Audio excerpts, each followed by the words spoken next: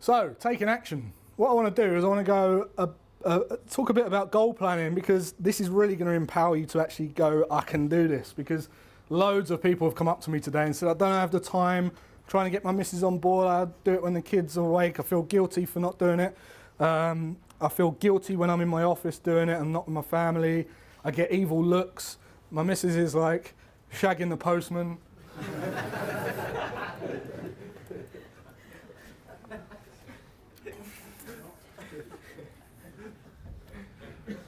So this is something that this is a goal setting or planning method that I use in my own life.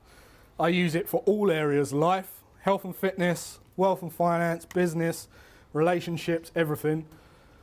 And I'm going to share with you how I do that, so that you can really, I strongly recommend you take notes, because this is what's going to go, I can do it.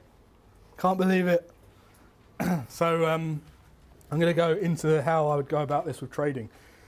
So first of all, before I go into it, 7 to 10 days planning. Right. When you go on a 7-day holiday, how long do you think you spend planning that 7-day holiday? You probably spend, you're looking around the internet for a bit. You find a place to stay. You got to book flights separately, maybe insurance, car parking, ATOL, your insurance, all that stuff. Maybe you renew a passport. How long do you think that would take on a 7-day holiday? 2 hours, max? Probably 2 hours, isn't it? So 2 hours of a 7-day break is 1.8% of the holiday, right? So you've spent 1.8% of your holiday planning it. How many people do that for the year? Not many. If you work out 1.8% of a year, it works out to about 4.65 days, and that is solid days. You're asleep for some of that. So let's just say 7 to 10 days. How many people plan their year, spending 7 to 10 days planning their year? I do, but I know many people don't, and that's why they don't get results. Everything you've planned in your life, you've done. If you've planned a barbecue, you've done it. If you've planned a party, you've done it. If you've planned a holiday, you've done it. A new car, you've done it. If you've planned moving house, you've done it. You've planned these things and you've done them. Like, the reason you don't get the shit done that you want to get done in a year is because you don't plan it. Honestly, it's the reason. So what I'm going to share with you is how I plan my year. And I just want you to take some notes on this, because I'm really excited about hearing from some of you going away and actually doing this stuff, because it does work. So, plan the next year, right? Write 3 to 4 things that you want to get done in the year. Don't go mental, just 3 to 4 things. That could be a wedding anniversary party you want to do, or just keep it trading related. So, where do you want to get in your trading? Example is a wedding, a wedding anniversary party, but let's keep it to trading. So 3 to 4 things you want to do in a year. Maybe you don't want to just do it trading. Maybe write down 3 to 4 things you want to get done in a year.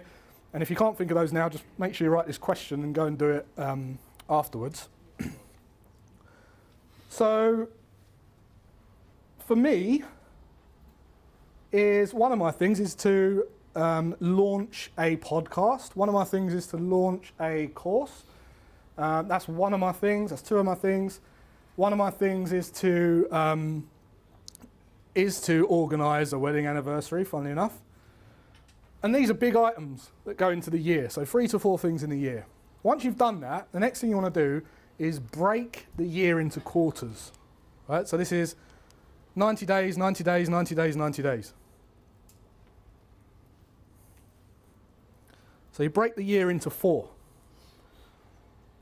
And then you just pick whereabouts those 3 or 4 things that you wrote fit in the year. So let's just say, for instance, my podcast, that's in the first quarter because I want to get it out before March.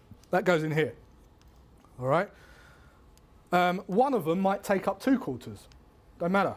The purpose of this exercise is you actually get the stuff done and you stop talking about it and saying, next year I'll do it, next year I'll do it. This actually gets done because you plan it. Right? So put the 4 things in here, break it into quarters, and then the next thing you do after that is you create 7 steps for those things. So let's just say podcast, right?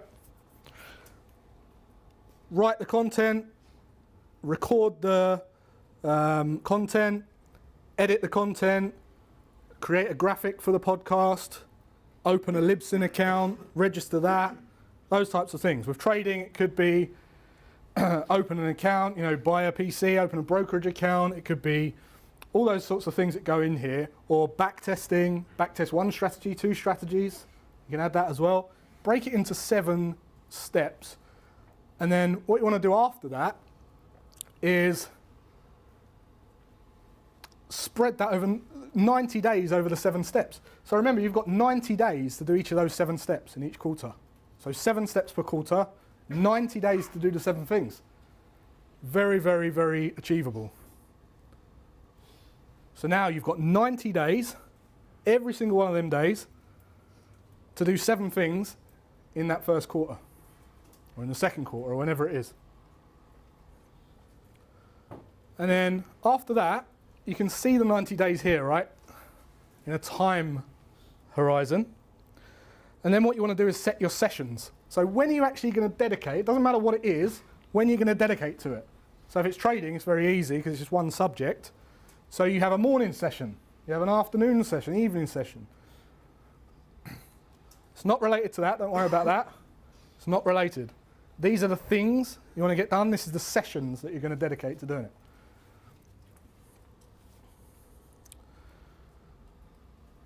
Now once you've got these sessions, put them in your flipping diary. Like make out like they're doctor's appointments, checkups, meetings. They cannot slip. Put them in your diary, put them in your calendar, your iCalendar, your Google Calendar. Block them in. This is my morning trading session. James Ingram, very, very good example of this. Sorry for using you as an example, but you're doing loads and loads. You're very, very dedicated. You get up at 5 and spend an hour and a half doing your testing and everything. Phenomenal results, and it all gets done, doesn't it? And the more you do it, the more of a habit it becomes. It feels weird not doing it. And you have to do it this way. You can't be all over the place, otherwise it's not a habit, and it's so hard. So you've got the 90 things, and you've got your sessions booked in. This is my calendar. This is literally my calendar. So you can see it's absolutely jam-packed. I've planned every day to the 20th of March next year. And then what you're left with is the things to do, right? So this is your progress bar of things done and time. And all you've got to do is beat the time. So you just tick these things off. You could do that one, that one. You could do that one, that one, that one, that one, that one. And if you can set up a little progress bar in Excel or on your machine and a time bar, all you have to do is bat these things off. So as long as you beat the time, it gets done. And even if it don't get done, you get to here and all this is done, whereas last year you would have just been talking about doing it. Does that make sense? Is that helpful? So that's how I structure everything. That's how I plan everything in my life. And if you break it down into this way, it's no longer, it's not overwhelming, it's not overbearing. You've got clear vision on what you need to do, little points broken down. You might want a couple of days off. And then don't worry, because I'm going to do 3 of these things next week and it will overtake the time again. This time is 90 days. Just get that done before that 90 days expires and that's it. You've done it. Very, very powerful, very easy, and anyone can do this stuff. What I do is, once I've booked my sessions into my calendar, I've got this big board on my wall. First of all, I book in, the board on my wall's got all my family time. So first thing I book in is all the walks and, play a game or family activity, dinner, lunch, whatever. And then I start building all this stuff around. So then I block in my sessions and I dedicate that session to a particular area, whether it's, business, finance, whatever.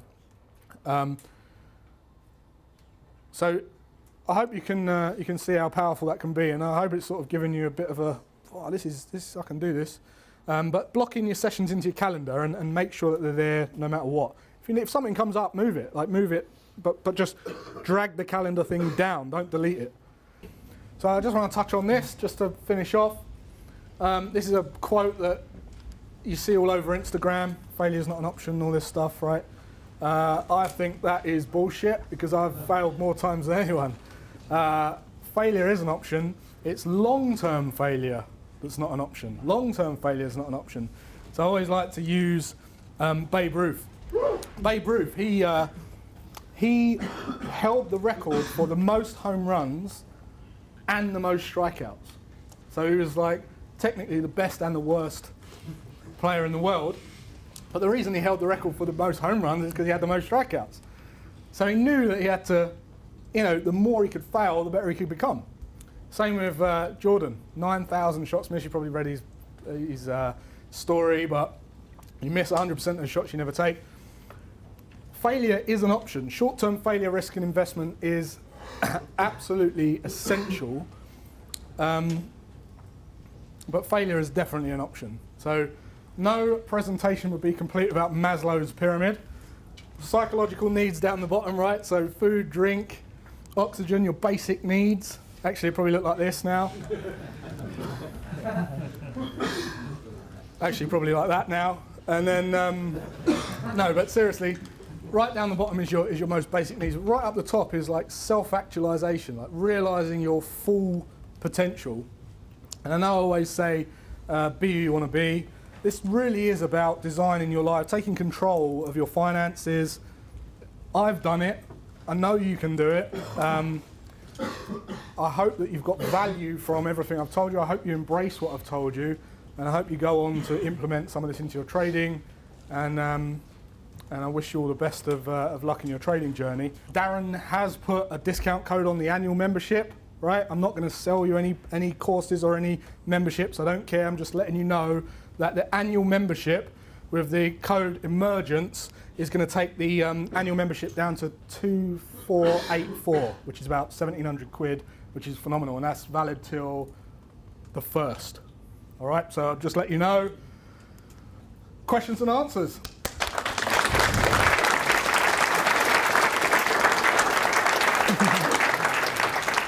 Yeah.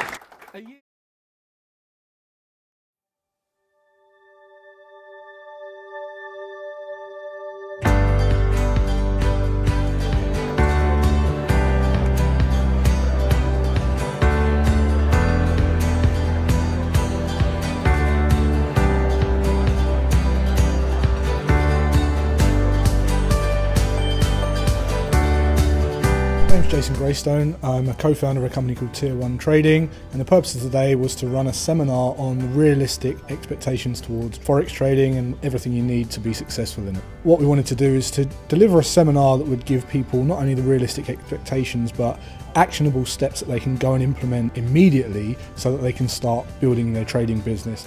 I'm Andrea Nociforo. I'm a broker. I work for Swiss markets. So we managed to have this huge event for all these people, and I know that they went away with a lot of value. I would say that the most important things is like to, first of all, find a proper mentor. I worked in this industry all around the world, and I met many mentors. And I would say that Jason, up to the moment, you know, is like one of the best, if not the best, in the market. So it's a big pleasure for me to work with him. You have to make mistakes, you know, but if you are, you know, if the courage enough to continue and the passion to continue, you know, you will find your way to become profitable. And by listening to Jason, of course, you will accelerate the process. Tier 1 trading so far has helped me to find the right direction with where I want to go with the trading. Previously, I was a bit all over the place. Jason has helped me find the direction and set a plan towards achieving my goals. The community is probably the best bit about Tier 1, having good, decent people to talk to, people that know about it, and mentors like Jason. That accountability within that group massively helps. What drew me to Tier 1, for me it was just transparency, and it just seemed honest and realistic as well. And it looked like, you know, they really actually wanted to educate. There is no such thing as, like, you know, in the next couple of months you are going to be, you know, driving a Lamborghini. There's a lot of people that are selling it that way, and it's just false marketing, I think. Understand that it's a marathon and it's not a sprint. The event today was, I expected it to be nice, but it was much nicer. Like, it's the best day for this year, so even though trading itself is very hard, I think it's the best place to learn it, because everything is so structured. I learned a lot. So the reason we did this today was to mark the first anniversary of Tier 1 trading.